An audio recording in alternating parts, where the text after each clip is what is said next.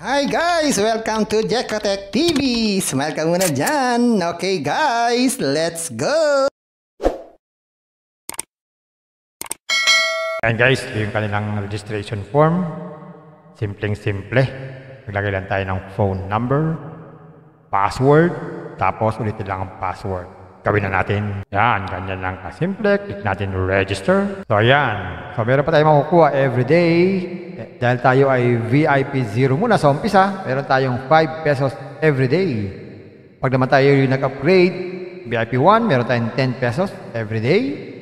Pag naman VIP 2, meron tayong 15 pesos everyday and marami pang iba. So balik muna tayo sa home. So maliban doon sa mga libre na yon, wala na pong iba. Ba ay mayroon na pong investment, kagaya itong una. Ang inalos natin na investment ay 300 pesos.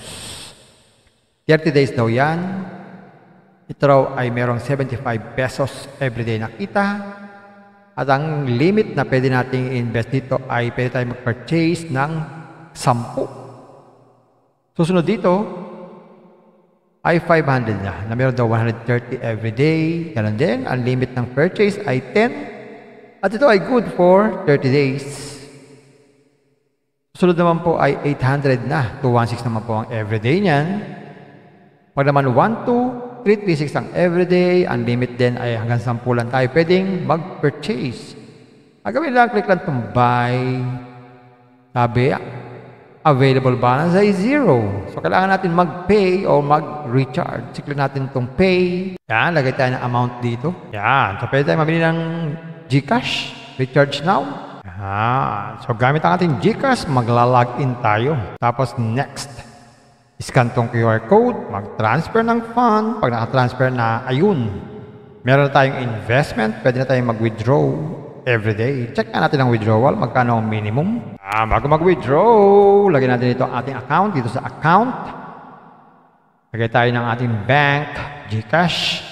Tapos GCash number at saka GCash name. Gawin na natin. Ganyan lang. Click natin itong default or ayaw natin. Tapos change.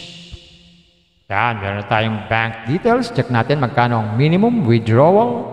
Yan. So, ang minimum withdrawal ay 100 pesos. Pero may bawas pala itong 7%. Ang laki naman. At ang arrival sa ating account, pag tayo nag-withdraw, ay 1 to 30 minutes. Yan. Pero sabi daw, minsan tumatagal daw po ng 1 to 2 hours. Check pa natin yung iba. Yan. So, meron sila ditong password na tinatawag. Pwede tayong palit-palit ng password kung gusto natin. At meron silang order. Diyan makikita yung ating investment. So, ayan guys. Isang application na naman ito. Ang masasabi ko dito, ang application na ito ay para lamang ito sa mga risk taker. Kaya kung kayo ay naghahanap ng pangmatagalan, hindi po ito ang hinahanap nyo. Hindi ko ito marirekomenda sa inyo dahil wala tayong kasiguruhan kung ito ay tatagal o sandali lamang.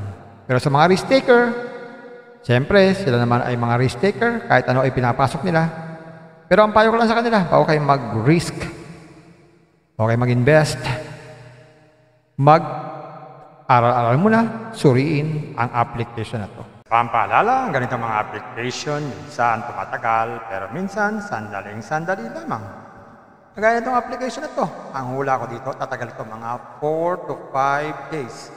Pag sumobra dyan, swerte na tayo. Kaya maging mag-ingat sa ating pag-i-invest. At kung wala kayong pag-invest,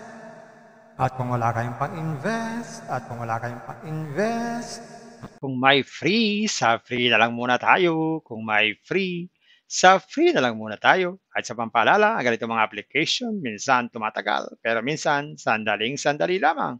Kaya maging maingat sa ating pag-invest. Paring paalala, sabi po sa 1 Timothy chapter 6 verse 10, for the love of money is a root of all kinds of evils, is true this craving that some have wandered away from the faith and pierced themselves with many pangs. Totoo po ito. Ang pera naman ay hindi masama. Yan ang ginagamit natin sa pang-araw-araw natin buhay, pambili ng bigas, ulam, sapatos at iba pa. Pero ang babala dito ay yung pag-ibig sa pera. Pag tayo po umibig na sa pera, maaari tayong makagawa ng sari-saring kasamaan.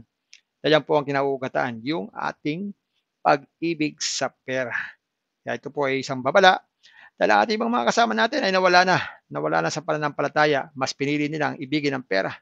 Hindi natin alam kung nasaan sila. Kaya pinag-iingat po tayo dito. Mag-iingat po tayo sa pag-ibig sa pera. Bye-bye! Ingat lang sa pag-invest. Bye! Hi guys! Welcome to Jekotech TV! Smile ka muna dyan! Okay guys, let's go! Ayan guys, ito yung kanilang registration form. Simpleng-simple. Maglagay lang tayo ng phone number, password, tapos ulitin lang ang password. Gawin na natin. Yan, ganyan lang kasimple. Click natin register. So ayan. So meron pa tayong makukuha everyday.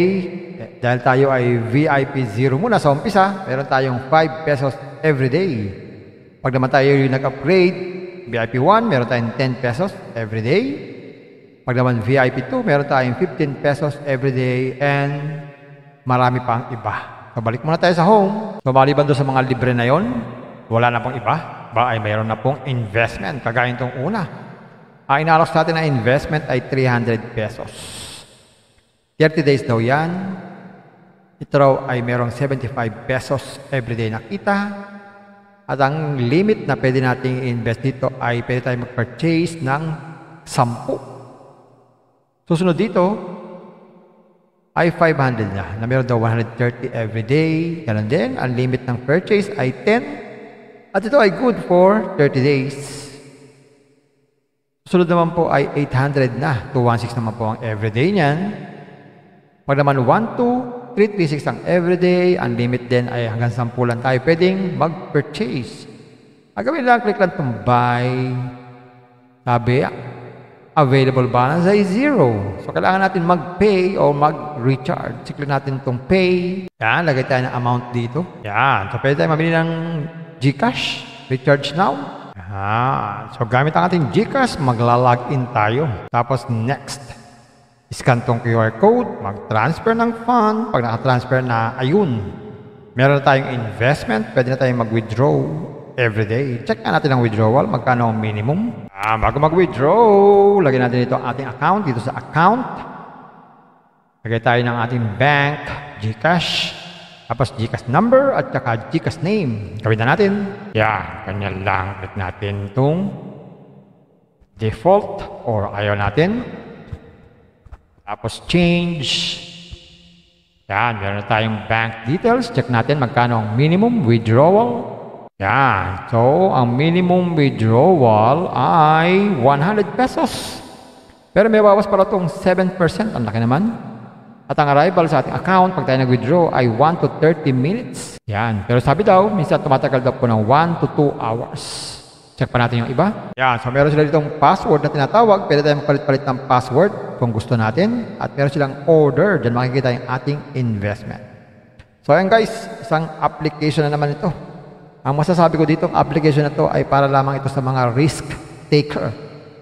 Kaya kung kayo ay naghahanap ng pangmatagalan, hindi po ito ang hinahanap nyo. Hindi ko ito marirekomenda sa inyo dahil wala tayong kasiguruhan kung ito ay tatagal o sandali lamang. Pero sa mga risk taker, siyempre, sila naman ay mga risk taker, kahit ano ay pinapasok nila. Pero ang payo ko lang sa kanila, bago kayo mag-risk, bago kayo mag-invest, mag-aral-aral muna, suriin ang application na to. Pampaalala, ang ganitong mga application, minsan tumatagal, pero minsan sandaling-sandali lamang. Kagaya itong application na to, ang hula ko dito, tatagal ito mga 4 to 5 days. Pag sumobra dyan, swerte na tayo. Kaya maging mag-ingat sa ating pag-i-invest. At kung wala kayong pag-invest, Kung may free, sa free na lang muna tayo. Kung may free, sa free na lang muna tayo. At sa pampaalala, ang ganito mga application, minsan tumatagal, pero minsan sandaling-sandali lamang. Kaya maging maingat sa ating pag-invest. Paring paalala, sabi po sa 1 Timothy chapter 6 verse 10, for the love of money is a root of all kinds of evils, is true this craving that some have wandered away from the faith and pierced themselves with many pangs. Totoo po ito. Ang pera naman ay hindi masama. Yan ang ginagamit natin sa pang-araw-araw natin buhay, pambili ng bigas, ulam, sapatos at iba pa. Pero ang babala dito ay yung pag-ibig sa pera. Pag tayo po umibig na sa pera, maaari tayong makagawa ng sari-saring kasamaan. Yan po ang kinauugatan, yung ating pag-ibig sa pera. Kaya ito po ay isang babala. Dahil ang ating mga kasama natin ay nawala na sa pananampalataya. Mas pinili nilang ibigin ang pera Hindi natin alam kung nasaan sila. Kaya pinag-iingat po tayo dito. Mag-iingat po tayo sa pag-ibig sa pera. Bye-bye! Ingat lagi sa pag-invest. Bye! Hi guys! Welcome to Jekotech TV! Smile ka muna dyan! Okay guys, let's go!